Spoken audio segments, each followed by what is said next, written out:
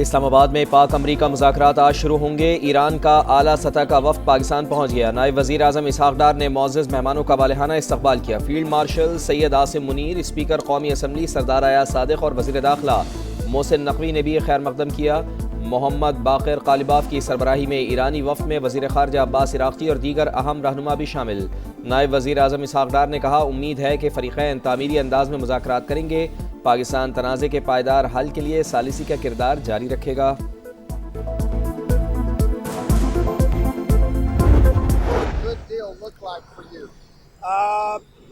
No nuclear weapon, number one. I think it's already been regime change, but we never had that as a criteria. No nuclear weapon. That's 99% of it. اسلام آباد مذاکرات کے لیے اچھی team بھیجی ہے۔ 24 گھنٹے میں پتہ چل جائے گا مذاکرات کامیاب ہوں گے یا نہیں۔ ایٹمی پروگرام کا خاتمہ ڈیل کا اہم ترین پوائنٹ۔ رجیم چینج ہمارے مقاصد میں شامل نہیں تھا، لیکن وہ بھی ہو گئی۔ امریکی صدر ڈونلڈ ٹرمپ کی میڈیا سے گفتگو، کہا کسی بیک اپ پلان کی ضرورت نہیں۔ آبنہ ہرمز ایران کے ساتھ معاہدے کے ذریعے یا اس کے بغیر بھی جلد کھل جائے گا۔ ایران اور امریکہ کی لیڈرشپ میری پرخلوص دعوت پر اسلام آباد تشریف لا رہی ہیں، جہاں پر امن کے قیام کے لیے مذاکرات ہوں گے، مگر اب کٹھن مرحلہ دیر پا جنگ بندی کا ہے۔ مذاکرات کے ذریعے الجھے ہوئے مسائل کو پاکستانی قیادت ان مذاکرات کو کامیاب کرانے کے لیے اپنی حد المقدور کوشش خلوص کے ساتھ کرے گی۔ مستقل اور دیر پا سیز فائر کٹھن مرحلہ، مگر پاکستان مذاکرات کی کامیابی کے لیے ہر ممکن کوششیں کرے گا۔ وزیر اعظم میاں شہباز شریف پرعزم، کہا پاکستانی قیادت نے اعتماد کے ساتھ فریقین کو جنگ بندی پر راضی کیا۔ خلیج میں اب جنگ نہیں، امن کی باتیں ہو رہی ہیں۔ امریکہ اور ایران بات چیت کے ذریعے معاملات طے کرنے پر رضامند ہیں۔ فیلڈ مارشل سید عاصم منیر کی خدمات کو تاریخ سنہرے الفاظ میں یاد رکھے گی۔ قوم سے مذاکرات کی کامیابی کے لیے دعاؤں کی اپیل۔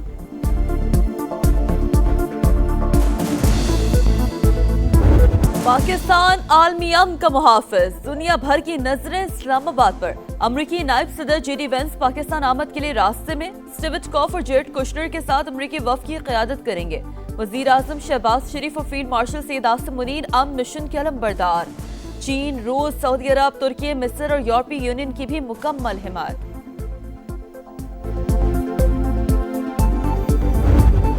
امن مذاکرات کی میزبانی، اسلام آباد میں مہمانوں اور غیر ملکی مندوبین کے لیے استقبالیہ بینرز آویزاں۔ شہر اقتدار پاکستان کی انتھک محنت اور مثبت سفارتکاری کے بعد حاصل ہونے والی کامیابی کا آئینہ دار۔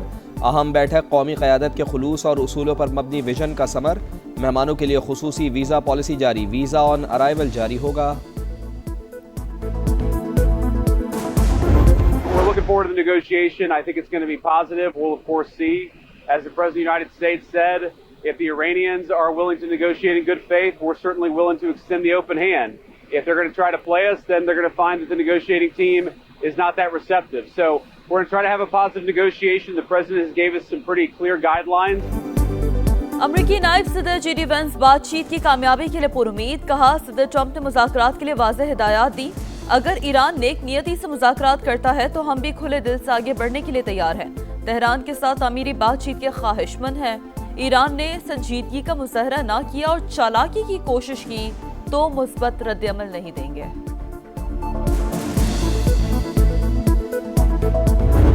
ڈیزل کی قیمت میں فی الفور 135 روپے فی لیٹر کی کمی کا اعلان کرتا ہوں۔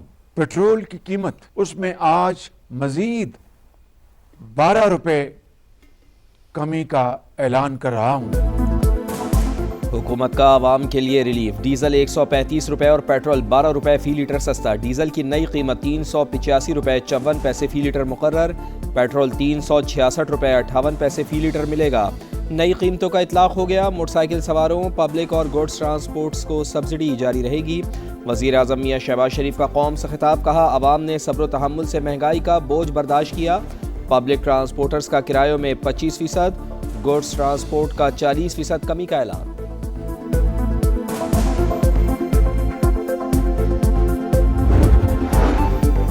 پاکستان نے مثبت روایت برقرار رکھتے ہوئے سفارتی کوششیں سر انجام دی، بنیادی طور پر سہولت کار کا کردار ادا کر رہے ہیں۔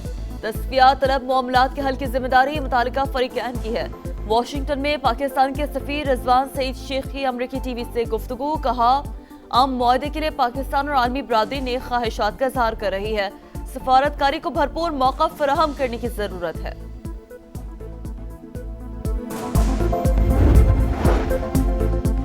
وزیر اعظم سے سعودی وزیر خزانہ کی ملاقات، نائب وزیر اعظم اسحاق ڈار اور فیلڈ مارشل سید عاصم منیر بھی موجود تھے۔ شہباز شریف کا تجارت، سرمایہ کاری اور اقتصادی ترقی سمیت تمام شعبوں میں دو طرفہ تعاون کو وسعت دینے کا عزم۔ سعودی وزیر خزانہ کا برادرانہ تعلقات مزید مستحکم بنانے کی خواہش کا اظہار۔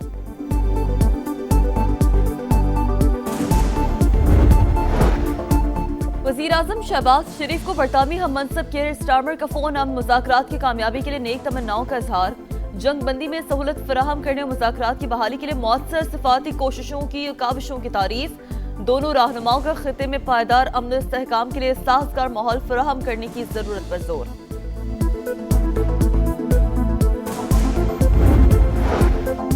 نائب وزیر اعظم اسحاق ڈار سے فرانسیسی وزیر خارجہ کا رابطہ، جنگ بندی اور خطے میں قیام امن کے لیے کردار کی تعریف، پاکستان کی سفارتی کوششوں کی حمایت کا اعادہ، دو طرفہ تعلقات کو مزید مضبوط بنانے، تجارت اور اقتصادی تعاون بڑھانے کا عزم۔ نیدرلینڈز کے وزیر خارجہ کا بھی اسحاق ڈار کو فون، دیرپا امن کے لیے پاکستان کی مسلسل سفارتی کوششوں کی مکمل حمایت کا اعلان۔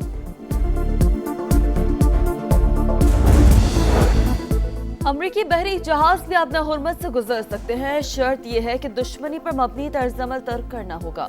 نائب وزیر خارجہ سعید خطیب زادے نے واضح کر دیا۔ ایرانی پارلیمنٹ کی قومی سلامتی کمیٹی کے سربراہ ابراہیم عزیزی نے کہا اپنا ہرمز کی سیکیورٹی کے لیے عمان کے ساتھ معاہدہ متوقع ہے۔ جنگ بندی کے بعد کسی ملک پر کوئی حملہ نہیں کیا، پاسداران نے انقلاب کی وضاحت۔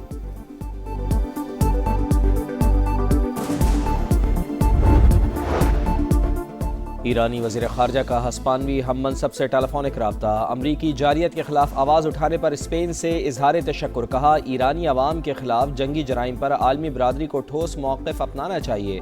عباس عراقچی کی جرمن وزیر خارجہ سے بھی گفتگو، خطے میں امن کی کوششوں پر تبادلہ خیال۔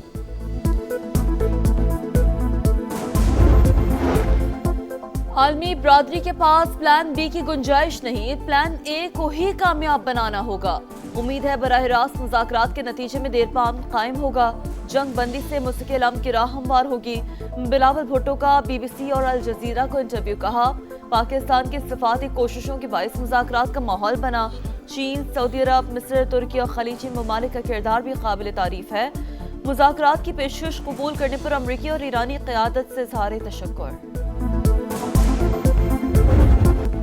پاکستان کی کمال سفارتکاری، بھارت منہ تکتا رہ گیا۔ امریکہ ایران کو مذاکرات کی میز پر بٹھانا سفارتی محاذ پر بڑی کامیابی ہے۔ امریکی جریدے بلومبرگ نے بھارت کی سفارتی تنہائی آشکار کر دی۔ بھارت میں صف ماتم، گودی میڈیا مودی سرکار پر برس پڑا۔ پاکستان دنیا کو تباہ کن خطرات سے نکالنے میں کامیاب ہوا۔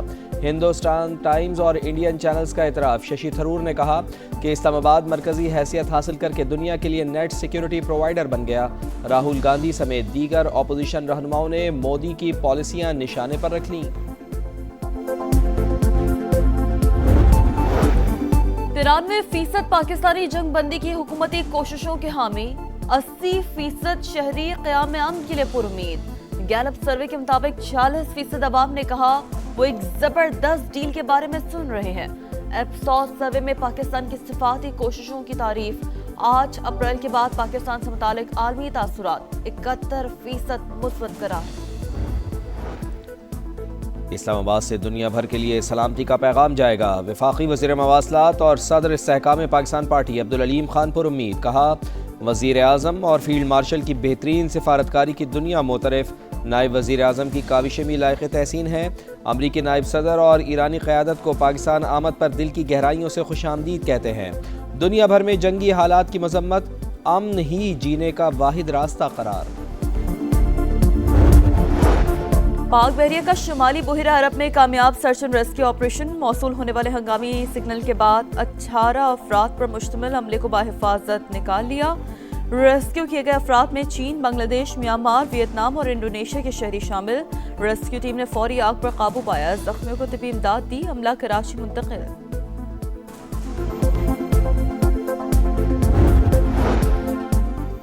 کراچی سے آنے والی شالیمار ایکسپریس لاہور میں شادرہ کے قریب حادثے کا شکار، 2 بوگیاں پٹری سے اتر گئیں، آگ بھڑک اٹھی، ریسکیو ٹیموں نے قابو پا لیا، دونوں ٹریک 4 گھنٹے بعد بحال۔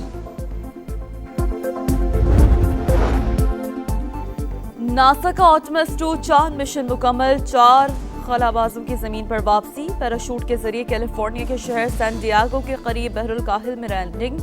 ماہرین کے مطابق مشن کے دوران چاند سے اہم سائنسی ڈیٹا جمع کیا، مستقبل کے مشنز کے لیے نئی راہیں ہموار ہوئیں۔